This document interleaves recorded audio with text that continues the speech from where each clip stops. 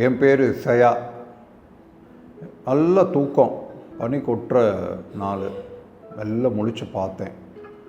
அந்த ஓட்டுக்கடையில் வெளிச்சம் வர்றதுக்காண்டி கண்ணாடி போட்டிருப்போம்ல, அது வழியாக பார்க்குறப்போ பொழுது புலந்துருச்சு. வெளிச்சம் வர ஆரம்பிச்சிருச்சு மெல்லிசா. மெல்ல கையை துளாவி தலைமாட்டுக்கு மேலே கொண்டு போய் பார்த்தேன். லோட்டாவில் கொஞ்சம் தண்ணி இருந்துச்சு. நைட்டு குடிச்சிட்டு கொஞ்சம் வச்சுருந்தேன். தொட்டு பார்த்தா சில்லுன்னு இருந்துச்சு. எடுத்து வாயில் ஊற்றுனா அப்பா ஒரு மாதிரி இருந்துச்சு. குளிர், அவ்வளோ குளிர்.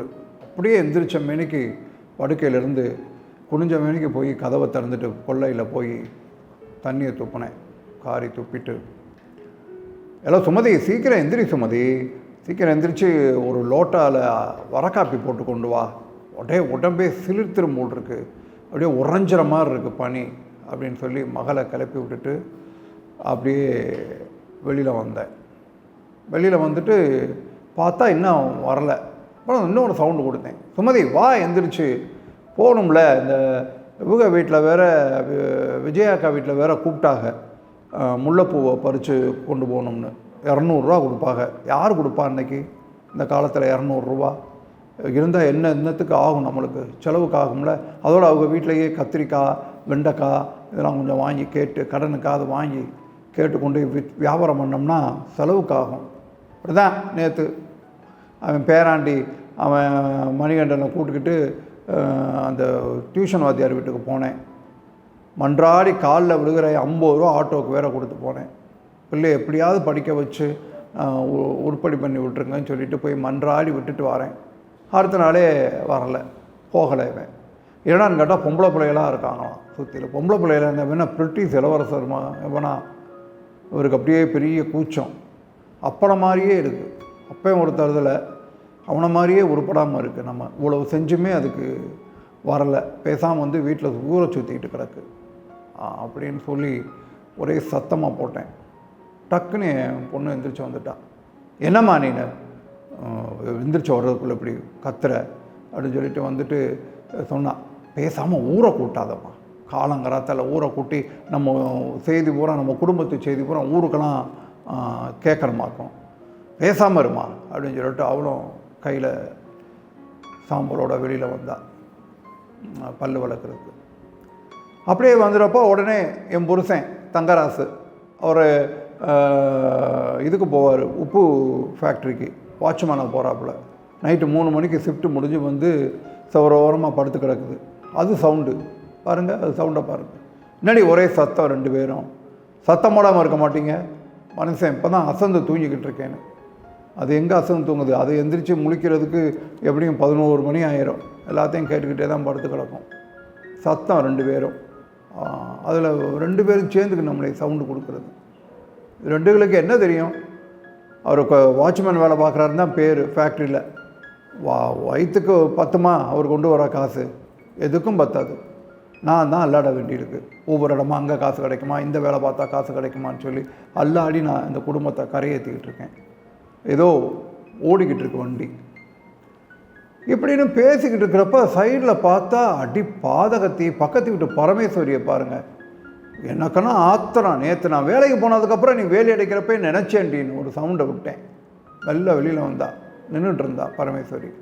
புத்தியை காட்டிட்டீங்கல்லடி, முருங்கை மரம் வரைக்கும் தானே உங்களுக்கு பாத்தியம், அதுக்கப்புறம் ஒரு அடி விட்டு நீங்கள் வேலையை நினச்சா என்ன அர்த்தம்? ஏன்டி இப்படி அலைகிறீங்க அடுத்த வீட்டு சொத்துக்கு? நான் வேலைக்கு போன பிறகு நீங்கள் வேலை அடைக்கிறப்ப எனக்கு நினச்சேன்டி இந்த மாதிரி ஏதாவது பண்ணி தொலைவேன்னு. நீங்களாம் மனுஷங்களா? நீங்களாம் உருப்போடுவீங்களா? இப்படிலாம் அடுத்தவன் காசை நீங்கள் வேலையை அடித்து என்னடி சாதிக்க போகிறீங்க அப்படின்னு சொல்லி ஒரே சவுண்டு விட்டேன். அவள் திருப்பிக்கிட்டு என்னை ஒரு சட்டையே பண்ணலை, முடிய அள்ளி முடிஞ்சுக்கிட்டு கேஷுவலாக வெளியில் வந்துட்டு, என்ன சொன்ன, உருப்படுவோமா? அது உனக்கு தான், உன் பிள்ளை தான் சின்ன வயசுலேயே புருஷனை பறி கொடுத்துட்டு வந்து நிற்கிறா கொரோனாவில். வெளியில் வந்து உருப்படாமல் ஓன்ட்ட வந்து வாழாவட்டியாக உட்காந்துருக்கிறா. நீ என்னை பற்றி பேசிகிட்டு இருக்கிறியாக்கும்? முதல்ல என்னாலும் என்னன்னு சொல்லி பாரு. எனக்கு வேலை கிடக்குது, நான் முக்கியமான வேலைக்கு வெளியூர் போகணும், நான் போயிட்டு வந்துக்கிறேன் அப்படின்னு சொல்லிட்டு சட்டையே பண்ண மாதிரி கதவை மூடிட்டு உள்ளே போயிடுச்சு. எனக்குன்னா அப்படியே ஒரு நிமிஷம் ஆடி போயிட்டேன் நான். அவள் கேட்ட கேள்வி அப்படியே என்னை ஒரே வச்சிருச்சு. உண்மைதான், என் பிள்ளை வாழாமல் புருஷனை பறி கொடுத்துட்டு வந்து உட்காந்துருக்கா. அதை அவள் கேட்டுட்டா என்னை ஒரு கேள்வி நேராகவே. எனக்கு மனசுக்கு ரொம்ப கஷ்டமாக இருந்தது, வேதனையாக இருந்துச்சு என் பிள்ளையை பார்க்குறதுக்கு, சுமதியை பார்க்குறதுக்கு. என்ன பண்ணுறது, காலத்தின் கோலம் அப்படின்னு நினச்சிக்கிட்டு மனசை தேர்த்திக்கிட்டேன். அதுக்கப்புறம் நான் அவளை பற்றி எதுவுமே பேசலை. பரமேஸ்வரி தான் உள்ளே போயிட்டாலே, அவள் கேட்ட கேள்வியை நீங்கள் பேச விடாமல் பண்ணிடுச்சு. போய் புறக்கடை பக்கம் போய் கோழி ஒரே சேவை கத்திக்கிட்டே இருந்தேன்னு சொல்லி கோழி கொண்டு திறந்து விட்டேன். கோழியெல்லாம் ஓடிச்சு இற தேடி. அப்படியே போய் உட்காந்து அசந்துட்டேன். நான் உட்கார்றப்ப பின்னாடியே சுமதி எடுத்துகிட்டு வந்தா வரக்காப்பியை. வந்தவுடனே நான் கேட்டேன், ஏண்டி அவள் அந்த பேச்சு பேசுகிறா, துணைக்கு வந்து நிற்காமல் நீ பேசாமல் உட்காந்து உள்ளே என்னடி பண்ணிகிட்ருக்க அப்படின்னு. நான் அதுக்கு என் பொண்ணு சொல்கிறா, ஞாமா சும்மா இருமா, சிலிண்டருக்காரனும் போயிட்டான்னு சொல்லிட்டு நானே இந்த அடுப்பு விறகுகளோடு வந்து மல்லாடிக்கிட்டு இருக்கேன், இருமல் அதுக்குமா புகையுமா, இப்போ வந்துக்கிட்டு வரலையா போகலையான்னு கேட்டுட்ருக்கேன், பேசாமல் இருமா, நான் அல்லாடி போய் வந்துக்கிட்டு இருக்கேன்னு சொல்லிவிட்டு பார்வையே சரியில்லை, இங்கிட்டு இங்கிட்டும் பார்த்துக்கிட்டு எங்கேயோ பார்த்துக்கிட்டு பேசினான். ஒரு காலத்துலனா எனக்கு யாராவது சண்டைக்கு வந்துட்டாங்கன்னா கட்டி ஏறி சண்டைக்கு வருவாள்.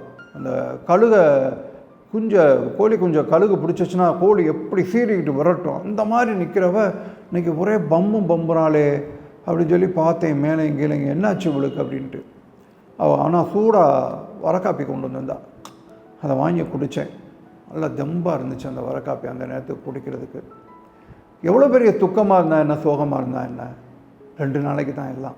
அதுக்கப்புறம் வயிறு பசிக்கும், தாகம் எடுக்கும், தண்ணி குடிச்சு தான் ஆகணும், சாப்பாடு சாப்பிட்டு தான் ஆகணும்.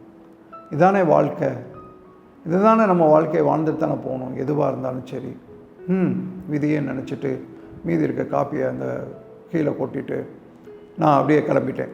இப்போ கோணி பைகளை எடுத்துக்கிட்டு 2 கூடையை எடுத்துக்கிட்டு விஜயாக்கா வீட்டுக்கு பூ பறிச்சுட்டு அப்படியே காய்கறி வாங்குறக்காண்டி கிளம்பிட்டேன், பத்திரமா இருக்க சொல்லிவிட்டு. இப்படியே நான் போயிட்டே இருக்கிறப்போ பார்த்தீங்கன்னா அங்கே பூக்காரங்கிட்ட வாங்கிட்டு அவங்க காய்கறிலாம் வாங்கிட்டு வண்டி ஏறிட்டேன். இந்த ஊருக்குள்ளே போகிறப்ப அப்படி ஒரு பனி. இவன்ட்ட சொன்னேன் கண்டக்டர்கிட்ட கூட, அப்பா அந்த வடக்கு தெரு முக்கிலே இறக்கி விட்டுருப்பா, அங்கேருந்து பஸ் ஸ்டாண்டில் இறக்கி விட்டு நான் ஒரு தூரம் இவ்வளோ பெரிய சுமையை தூக்கிட்டு வரணுன்னே புண்ணியவன் கொஞ்சம் நீ இறக்கி விட்டான். அப்படியே இறங்கி கூடைகளை தூக்கிக்கிட்டு அவதியாக அப்படி போனேன், காய்கறிகள் எடுத்துகிட்டு விற்கலான்னு சொல்லிட்டு. பார்த்தா அங்கே கோயில் வாசலில் ஏற்கனவே கடை போட்டு உட்காந்துருக்காங்க. அவங்கெல்லாம் வீட்டில் விளையிறது கொண்டாந்து ரெகுலராக விற்கிறவங்க. நான் அப்படியா, நானே விலைக்கு வாங்கிட்டு வந்து அதில் லாபம் வச்சு விற்கிறோம், அவங்களோட நம்ம போட்டி போட முடியாது. அதனால் தெருவாக போகலாம் வழக்கம் போலன்னு சொல்லிட்டு ஒவ்வொரு வீடாக போனேன். அங்கே ஒரு பெரிய வீட்டு அம்மா இருக்குது. அந்த அம்மாட்ட முத போனி ஆச்சுன்னா நம்மள ஓடும், எனக்கு அது ஒரு நம்பிக்கை. அதனால் அந்த அம்மா வீட்டு வாசலில் போய் நின்று கத்துனேன், அக்கா நீங்கள் நேற்று இது கேட்டீங்களே எலுமிச்சம்பழம் அருமையாக இருக்குது, உங்களுக்காக பறித்து கொண்டு வந்திருக்கேன், ஃப்ரெஷ்ஷாக இருக்குது, வந்து வாங்கிக்கோங்க அப்படின்னு சொல்லி கத்துனேன். அந்த அம்மா வாரேன் அப்படின்னாங்க.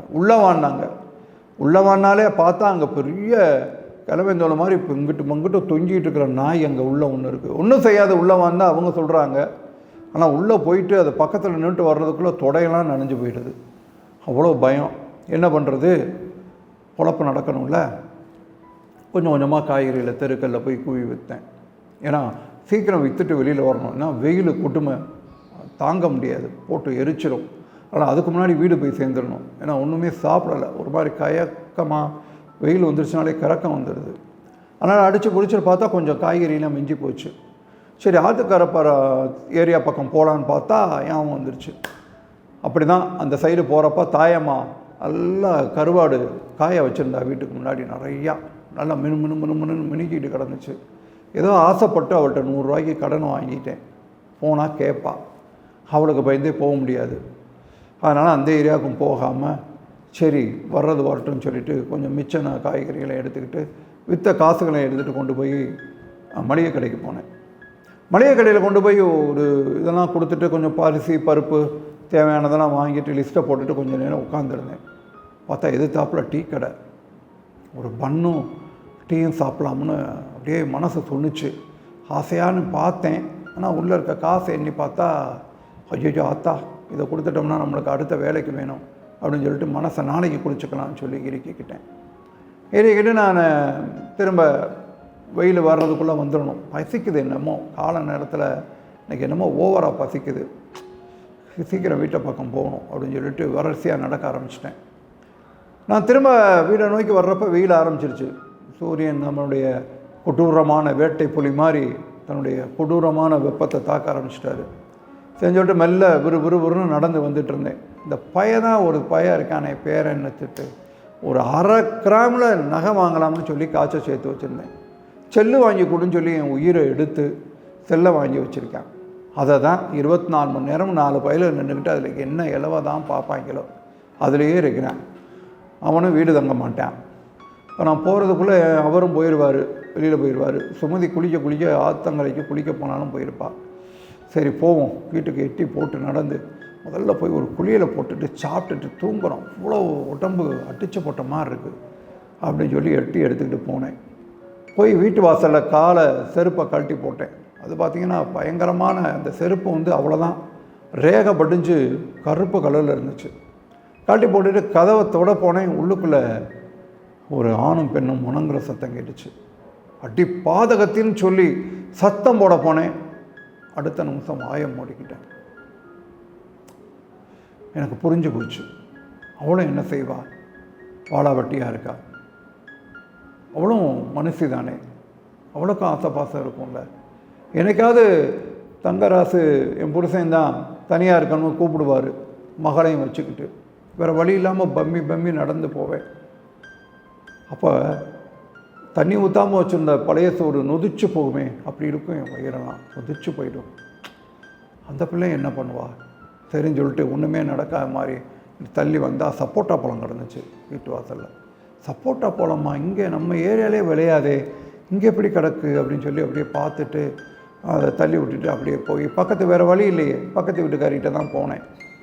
போய் பரமோ வா, ஒரு டம்ளர் தண்ணி கொடு, வீட்டை போட்டிட்டு குளிக்க போயிட்டா போட்டிருக்கு சுமதி, ஒரு டம்ளர் தண்ணி கொடு அப்படின்னு சொல்லிட்டு அவள் திண்ணையில் போய் உட்காந்தேன். காலையில் உன்னை ஒரு மாதிரி அசிங்கமாக பேசிவிட்டே ஒன்றும் மனசில் வச்சுக்காத அப்படின்னு. அட போக்கா, உன்னை பற்றி தெரியாதா, நீ இப்படி தான் பேசுவ, ஆனால் மனசில் ஒன்றும் வச்சுக்க மாட்டேன், எல்லாம் தெரியுங்க, வா தண்ணியை குடி அப்படின்னு சொல்லிவிட்டு, இந்தா நம்ம மருமக அக்காவுக்கு வளகாப்பு இன்னைக்கு, அதுக்கு தான் காலையில் நானும் சுரேஷும் போயிட்டு வந்தோம். மருமக தான் பாருங்கள் நிறையா இது கொடுத்தா, சப்போட்டா பழம் அந்த சீரில் வச்சாங்கன்னு, அந்த சப்போட்டா பழத்தை அள்ளி கொடுத்துருந்தா, அதை தான் சாப்பிடு, நீனும் சாப்பிடு அப்படின்னு சொன்னான். அப்போ தான் மெல்ல சப்போட்டா பழத்தை பார்த்தேன். எனக்கு வீட்டு வாசலில் சப்போட்டா பழத்தை பார்த்தேன், புரிஞ்சிருச்சு. அதுக்கு மேலே சொன்னான் பரமு, அவன் சுரேஷ் பையன் தான் என்னை கொண்டாந்து வண்டியில் இறக்கி விட்டு போனான், எங்கே போனான்னு தெரியல, எலக்ட்ரிக் பில்லு வேறு இன்றைக்கி கடைசி நாள், கரண்ட்டு பில்லு கட்டியாகணும், அவன் எங்கே போனான்னு தெரியல, வரட்டும் அப்படின்னு இருந்தாங்க. எனக்கு மெல்ல புரிந்தது. ஒரு சப்போட்டா பழத்தை எடுத்தேன், அது நசுங்கி இருந்தது, ஆனாலும் சாப்பிட்டேன். ஏன்னா எனக்கு பசிச்சிச்சு. எல்லாம் புரிந்தவளா நான் சும்மா இருந்தேன். நான் மனுஷி, நானும் ஒரு மனுஷி, ஆனால் அதுக்கு மேலே நான் ஒரு அம்மா. எழுத்தாளர் தேவிலிங்கம் எழுதிய கைப்பும் சிறுகதை. வாழ்த்துக்கள், நன்றி.